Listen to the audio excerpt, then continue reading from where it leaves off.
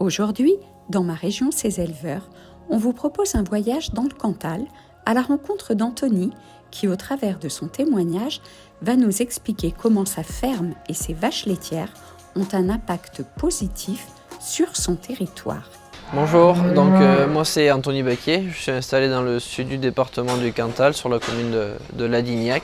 J'ai toujours été passionné d'agriculture sans vraiment savoir pourquoi et depuis tout petit.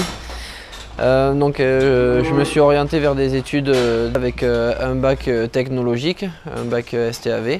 Et puis après j'ai poursuivi avec un BTS Sax en apprentissage. Après, à la suite de mon BTS, j'ai été salarié agricole dans le département de l'Aveyron. Et puis j'avais toujours envie de m'installer. Avec les chambres d'agriculture des départements limitrophes et des départements du Lot, j'ai recherché des exploitations. Et c'est comme ça que je suis arrivé au GAEC de l'Hermée-Chauzy. J'avais fait 2 visites ce jour-là et j'avais eu plus le feeling avec les associés du GAEC et du coup mes associés à l'heure actuelle. Notre structure aujourd'hui c'est 4 associés, 4 agriculteurs qui travaillent ensemble. On a 150 hectares, une centaine de vaches laitières. On produit 1 300 000 litres de lait. On est en traite robotisée, les robots ont été installés en 2016. Au niveau des cultures, on produit 25 hectares de céréales.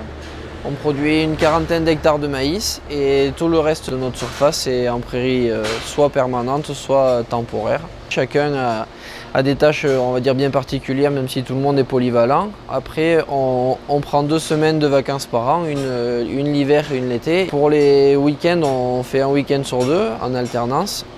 Confronté à de nouveaux défis climatiques, sociétals, économiques, la nouvelle génération est le moteur de l'élevage de demain, qui doit être raisonné et durable. Comment votre vision d'un élevage cohérent se traduit-elle à l'échelle de votre ferme ? On est parti d'un constat où on était, on va dire, assez dépendant des intrants et même de l'aliment, et on s'est donné pour objectif d'essayer de réduire au maximum ces 2 intrants-là, quoi. Pour ce faire, on a essayé de mettre en place des prairies avec une majorité de légumineuses. On a essayé de mettre en place des précédents pour les maïs qui favorisent aussi leur implantation et qui favorisent leur développement. On a fait pas mal de travail depuis 4 ans. On est toujours en perpétuelle, on va dire, remise en question parce qu'il y a toujours des leviers qu'on peut actionner. Encore dernièrement, on a pris le parti de traiter nos lisiers pour les rendre plus efficaces et pour encore réduire notre dépendance aux intrants. Aujourd'hui, on est capable de faire des coupes d'ensilage avec des fertilisations minérales qui sont 3 fois moins importantes que ce qu'on pouvait faire par le passé. On voit bien qu'à l'avenir, il va falloir qu'on soit autonome et je pense que les choses qui nous paraissent essentielles aujourd'hui, c'est pas évident qu'elles soient essentielles demain non plus. Donc il va falloir qu'on soit prêt dans notre tête à nous remettre en question au quotidien. On a remis les sols au cœur de notre système agricole, quoi.